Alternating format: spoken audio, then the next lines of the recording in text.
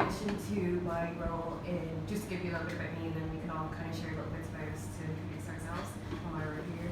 In addition to being the founder of the Power Family, I also work in PwC as an assistant manager in our audit in our audit practice, and I'm joining our people and organisation consulting practice when I go back in July. I'm currently on a secondment to focus on the company I started, and so diversity and inclusion consulting is going to be part of my job when I go back, and I'm so excited, and that's literally because I know my managing partner that much about diversity and including different projects. I'll get an idea, like, I think we should do this. He's like, I have the perfect place for you, and so I'm really excited about that. So you guys can talk a little bit about yourself. So my name is Gearoid. I'm the co-founder of a company called myAccessHub. So we're using virtual reality and e-learning to train leaders within companies and employees to learn about neurodiversity and autism. So we work with companies in a diverse range of industries, from cybersecurity to hospitality to we're currently going to a pilot with a private hospital as well. So we're using use cases at the moment to build up an understanding and awareness about autism in the workplace, and to get more people with autism into the workplace. Thank you. So I'm Susan. I guess my perspective might be a little bit different on this, because I guess I'm coming to kind of share my diversity story, which, interesting from Debbie, I started off in PwC.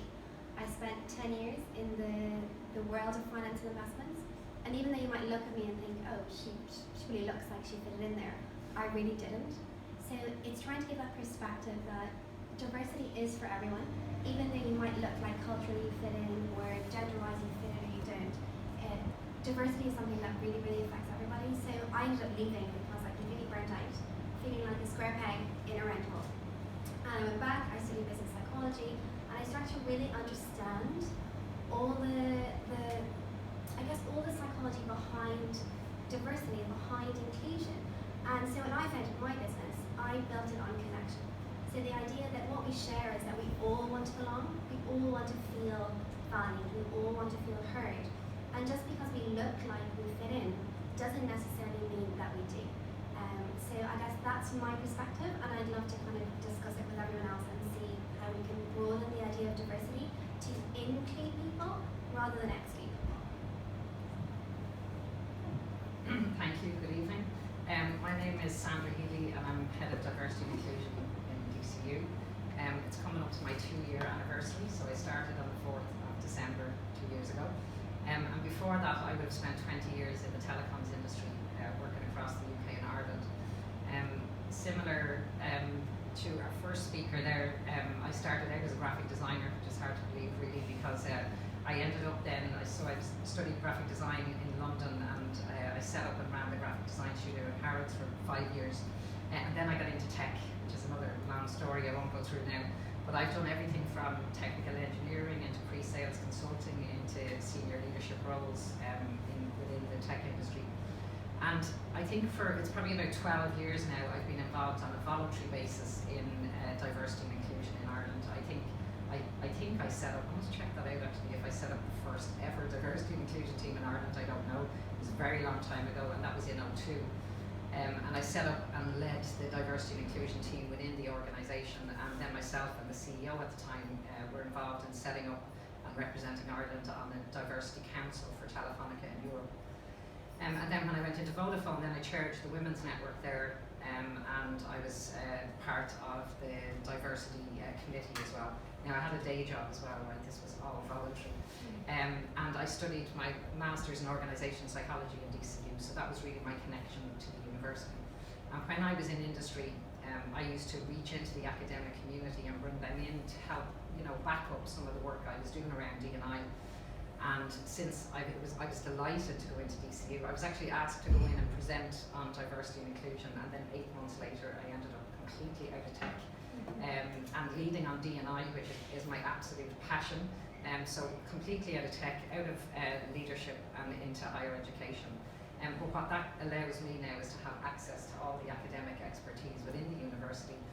So what we set up and launched a Centre of Excellence for Diversity and Inclusion in June this year. And essentially what that is to formalise industry engaging with the academics on all the different aspects of diversity and inclusion. So I'm thinking hopefully through our panel discussions I'll be able to share some of the work we're doing around projects through the Centre of Excellence. So I'll start off with the first question here. And I think from the perspective of, you're going, well, I work in a company that's very busy, which is an understatement, as everyone does.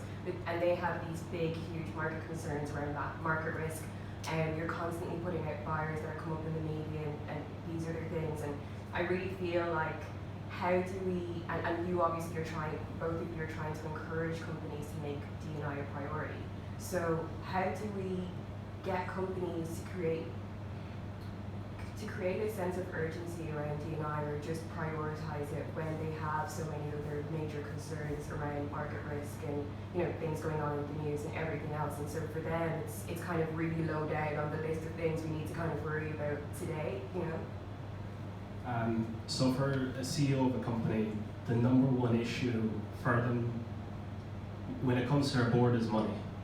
And when they're losing money, that's when they start to think about how they can change. And at the moment, the cost in the technology sector is coming around the talent retention and acquisition of software developers and data analysts. And when they start to see problems, like for example in the UK, there's 48,000 unfilled tech jobs at the moment. So you have CEOs, HR managers fighting over talent. And that talent at the moment has major barriers put in its place prior to going into the workforce. So I came out of a degree with computer science, and many of the people in my class and lectures were either diagnosed or undiagnosed with neurodiversity. So myself, I'm dyslexic, and many of the people that go into computer science, they have a diversity of thought when it comes to, they're attracted to the logical characteristics of computer science. So for companies to attract these people into their workplaces, they need to make it more accessible, reduce the barriers, improve the working conditions, the environment, the lighting, the layout. For example, open office spaces are a disaster for people with autism. Total chaos. But also for neurotypical people, they don't like them. So yeah, it comes down to money at the end of the day, unfortunately. I think it doesn't have to be a huge investment necessarily. So if you can almost sell it to a company that it's a better workplace for everyone, that it's not just about a huge investment in changing our entire workforce. If we can change how people think about diversity and get people on an everyday level to start recognizing that actually everybody is different, and that we're always dealing with diversity, and that even by introducing small steps such as an hour training week, something small to get people sharing and talking about their experiences, we open the door for conversations about diversity. So when everyone starts feeling included in the movement, I think that's when companies start to really realize that they're willing to they're willing to spend the money, because they can often kind of see it as this huge project, as the huge thing that we have to do, when actually it can be start small. Let's get people talking about this. Let's get people recognizing that it's not just a culture thing, it's not just a social category thing, that actually everyone benefits from talking about diversity. Because people can be there who actually would do their jobs much better if they could be a little bit more open about who they are and about the differences that they have and how they might feel more like they belong. So I think the whole workforce benefits, but it's about helping companies to understand that it is beneficial for their workforce and even for them. And that it only has to start with small steps. And once you get the small ball rolling, that's when you start building the action. I think the awareness has really started, but the action ball is a little bit behind, which is, I think, probably where you can go in. Yeah. I suppose the first thing I thought about when you asked that question was it brought me back to my days of sales when I was in sales, right? And I suppose one of the biggest sales tactics is create a bit of pain behind it. And one thing most organizations don't like and leaders don't like is that their competitors are doing it and they're not, okay? So that's one way if you're looking for a tactic, right? So I always describe diversity and inclusion really is, there's different approaches to it. So at an organization level, like if I describe my work in DCU, it's kind of half my work is around policy and practice, which is making sure that the organisation is protected and making sure that the organisation is up to date, and then making sure that the employees within the organisation are able to easily navigate their way through the policy and practice of the organisation. But the other part of the work we all do is around its hearts and minds. Yeah. So what I always try and do when I'm talking about diversity and inclusion is to try and humanise it. And actually, somebody sent me an email the other day. I was thinking that's a nice word, humanise it, right? Because essentially we're all human, and it doesn't. If you went to the same school, same, we still have different life experiences.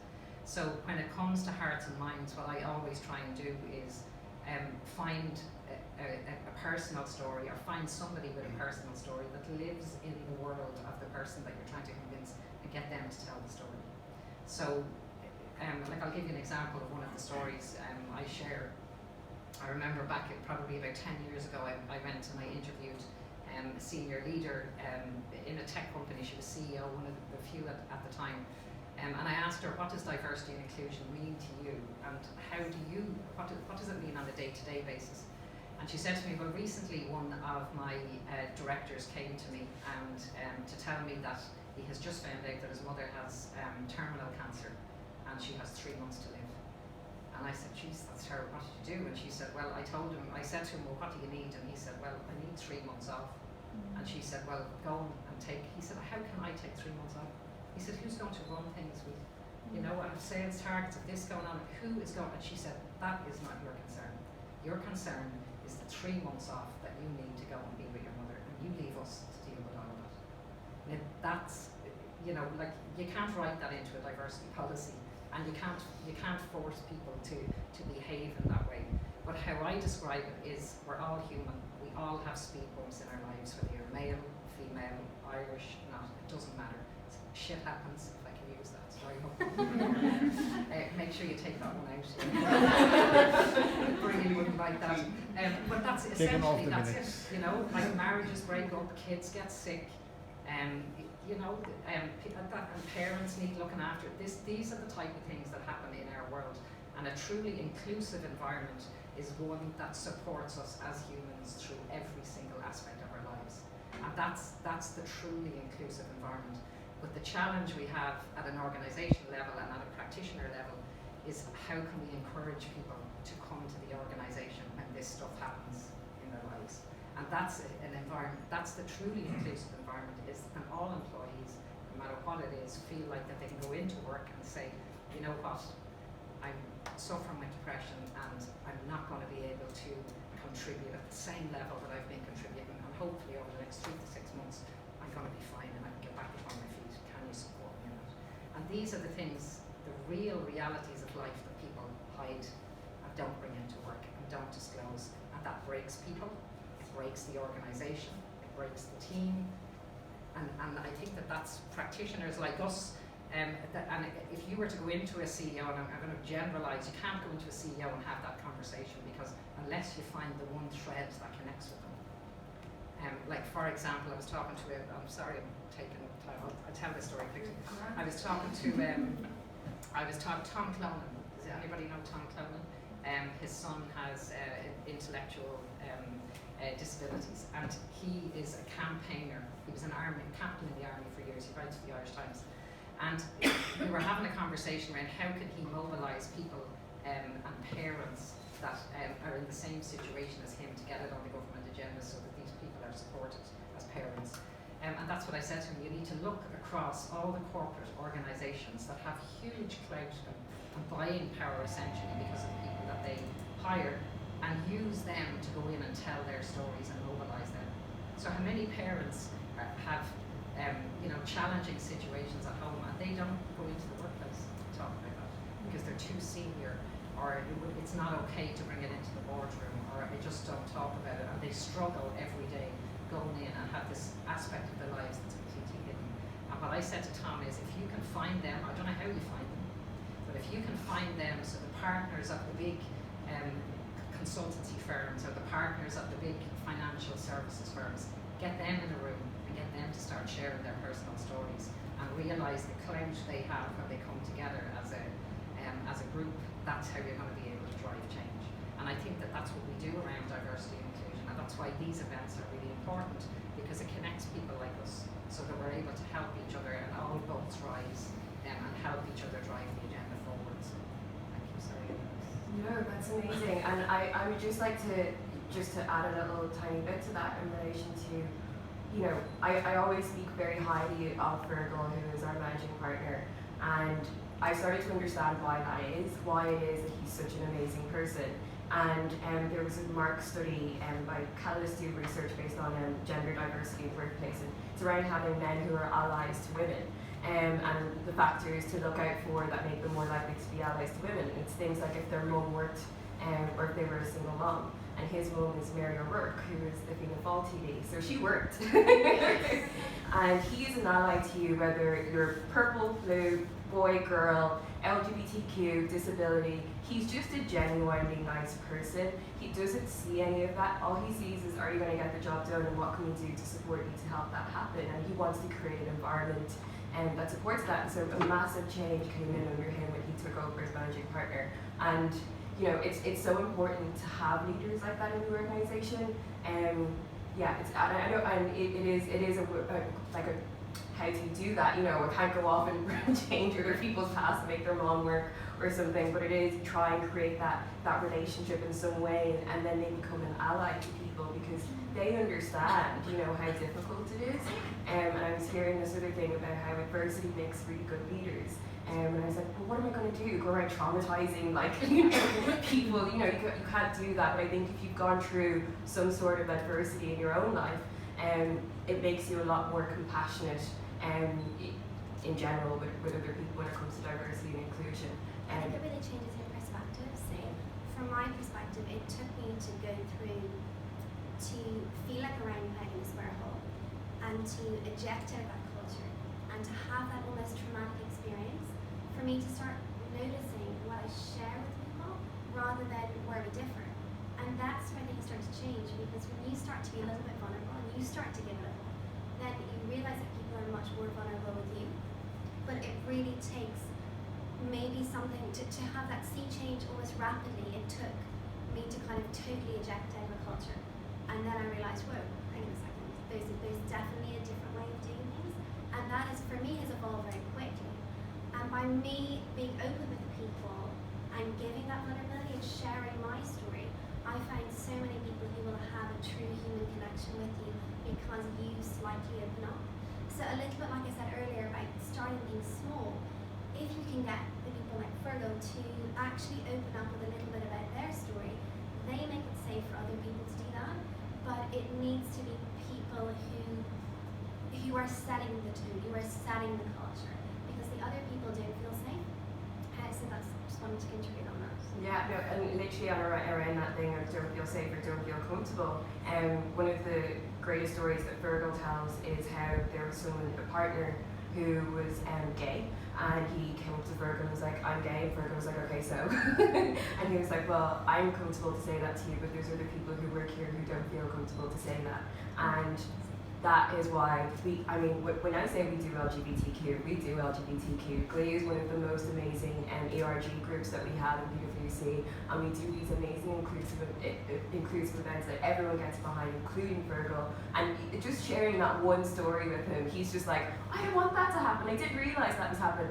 What can we do to make sure people feel comfortable to come out? And actually, one of my friends that I knew all through college, he came out when he started in PwC. So, you know, they've really done that successfully, and it's amazing at how that sharing your story of vulnerability actually helps. Okay, I'm going to stop talking now and actually ask a question. Sorry, can I just to add to that, one of the projects we're working on, we were actually talking about this at the table earlier, one of the projects we're working on through the centre is around self-identification. So how can you encourage people in the organisation to self-identify? What's the language around asking the questions, whether it's in your engagement survey or in your one-to-ones with people? And it's actually Indeed, I'm sure most of you know the company Indeed, so they're funding the project, and we have academics working on it. And some of the outputs of that are practical toolkits around having the conversation. One aspect of it is around an ability and disability passport, so that people don't have to keep going and having the same conversation about what type of accommodations they might need. And the other piece is around environmental, the do's and don'ts around neurodiversity, around environmental accommodations, such as like red carpets and flickering lights. Some of the simple things. And we were just saying earlier that a lot of organisations think that to support people with disabilities in the workplace, that it means everybody's coming in wheelchairs, or they're blind, or you're going to have to get your doors changed and all of this. And organisations think it's going to cost them an absolute fortune to accommodate, and it's not necessarily the case. So what we're doing is trying to raise awareness and educate organisations of how to start supporting people with disabilities in the workplace. So it's probably about a year-long project, and once we have that launched, that toolkit and the practice documents and all the research around it will be available to every organisation in Ireland. So just to give you an idea of some of the work we're doing. Yeah, and I think those toolkits are amazing. I've talked to Sandra about it before, and the work that's going to go into them, because it seems like every organisation wakes up one day and is like, right, okay, we're going to do the GNI thing properly. And there's organisations that are starting in 2018 and trying to reinvent the wheel, and it's going, for the love of God, like everyone's just starting from scratch. And at least then you have an actual toolkit that everyone can kind of be working towards the same really effective kind of policies, and kind of break down that barrier where everyone can go out and actually speak about their personal experiences. It's and actually let people in. Yeah, exactly. Actually, when you make it for everyone, then it doesn't become this, oh, diversity and inclusion is not for me. Because diversity and inclusion is for everyone, but it's understanding that, and that's how you get the people power, by getting people comfortable that this is for you and this is a better workplace for everyone. Yeah, 100%. Okay, next question. So I suppose one thing around this is there's been, say for example with Pride 2018 that happened, and there was a lot of tech companies and other companies there with their banners and everything else, and the community came out and asked, can you guys stop doing this because it's turning into tokenism? It was defeating the purpose. So do you guys think that there are strands of diversity and inclusion that are easier to facilitate for companies, and that's why they focus on certain ones in a bigger way than others? Say for example with disabilities and hidden disabilities and visible disabilities. Yeah, some companies, they take it as a PR exercise. And that's something we've always been very careful with the companies that we've worked with. When we sit down with a HR manager, diversity inclusion manager, that they're not just doing this as a PR exercise. That this isn't the quick picture in the paper, that the leaders within the company are actually doing the training and awareness, and it's working down into the employees, and they're actually making real changes. And I think it's too easy in the days of LinkedIn and Twitter and Facebook to put up them pictures and say that you're part of one thing.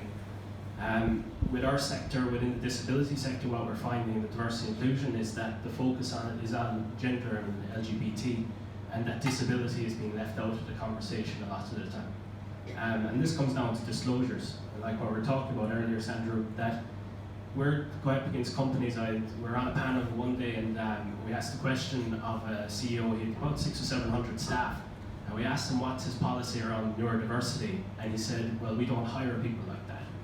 Now this is a guy with a tech pool of probably 70 or 80%, developing some in breaking tech and AI and further developments in that. So he doesn't understand his own staff. And I think disclosure is going to be a big thing going forward, and it's actually making it comfortable for people to disclose whether they're gay, or whether they have autism or dyslexia or dyspraxia, that they're comfortable enough with their leaders that the leader's not going to look down on them because they have this disability. And you can't always see the disability. So, for example, an invisible disability, neurodiversity, 10% of the population are neurodiverse, with another 10% are undiagnosed. But you can't always see whether a person has autism or dyslexia until they disclose with that person. So it's a major challenge, and it's a major awareness that needs to be built around it. Yeah, I would really agree there that it can be a PR exercise, it can be seen to be doing this. And I think the diversity piece of it, so the making it look like it's a diverse workforce is easy to do for that. But the inclusion is different. So to actually show inclusion, people need to actually feel included, they need to feel like they belong. And if it's just done for a purely marketing reason, that's not going to be felt in the company. So they may be getting the publicity on it, but I guess it's finding some kind of way for, I think Diversein is really powerful for this. It's actually getting people out there, giving their opinions on what's actually going on. So it almost exposes when companies are just doing it for a PR exercise. So at the moment it might be quite small, but what they're going to realise is we can't just put it out there to be seen to be doing it. I definitely think it's easier to do the ones that give you good publicity. But as it becomes more, I don't know how you say it, but as there becomes more spotlight and as the awareness ball rolls, it's going to be harder for them not to do the action piece. So it's the fact that we, like with toolkits that we're talking about, or with any other approaches that we have, that we're kind of ready for that ball when it starts to roll. Because as people start to expose that this is just a smokescreen where we look diverse, we look like we've got loads of different colours, but actually people don't feel included. I think that's going to start the movement, and I feel like, as Sandra was saying, we're starting to get ready for when we can actually start putting the action in place. Yeah, no, look, I agree with everything you're saying. I think to your point around, you asked the question there around the pride, and there was a bit of a backlash, I know, around pride because it has been getting bigger every year. And I suppose if we think about why Pride started, it was a protest march and it was around visibility. And I suppose a lot of people who've been involved in that over the years who probably struggled to get any kind of support or any kind of visibility, kind of feel like that maybe it's lost its way a little bit. And I think that, I know that goes back, and I think that has gone back to the right people, and there has to be a balance because on the one side, like I'll give you an example. I remember when I went into Vodafone, I remember a young man, a graduate, coming to me saying that when he was filling out the forms for joining the company, he had to draw a little box on one of the forms because he wasn't on it. I think he was civil union or something, and the box wasn't there. So, I started thinking, well, if you're joining an organisation and you're having to draw boxes on forms, like what does that kind of tell you about how that organisation supports you and your sexuality, whatever it is that you have to draw a box for? Like it's not good, right? So I think there's a balance around, like in one way I think it's brilliant that the corporates are getting involved.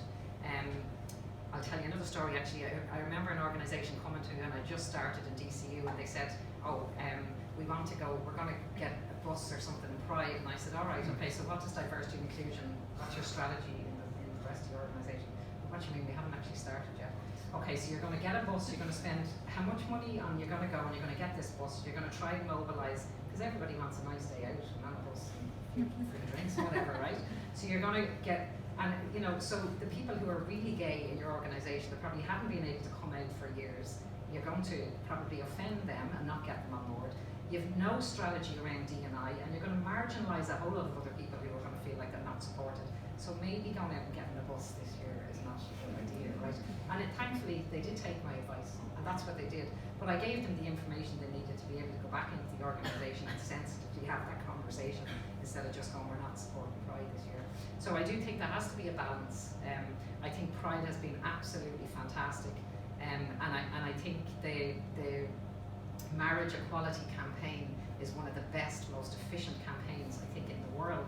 And if you look at some of the people that were involved in that, they're over in Australia now, and some of them have gone to Northern Ireland. Like the real leaders that were at the heart of that campaign are now over, because it was a social. If you think about it, that was a social movement. Remember even the phone your granny, we were talking about that yesterday. Like that came up. Some students in TCD came up with that, phone your granny, and then it was trending all over Twitter. But look at how effective that was. So that's now, as it was a social movement that was very successful, and what's happening now is Ireland are leading on that, and we're trying to replicate that then in other countries.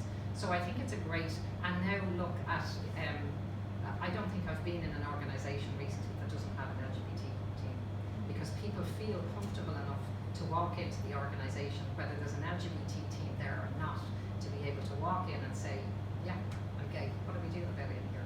And they're comfortable. And that's because of that visibility and because of the buses.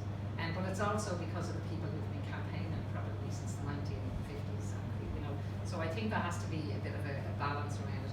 And I think, and I'm actually speaking on a panel now in a couple of weeks' time, and you're giving me some ideas here, right? Because it's a collective of people, LGBT resource groups that have all come together, and we're not done yet around LGBT, but what needs to happen next, and maybe what needs to happen is starting to bring those people, the activists, and the people who are at the heart of driving that, start to bring them in and engage with them. So it's not just all about the celebration and feather boas and the few drinks.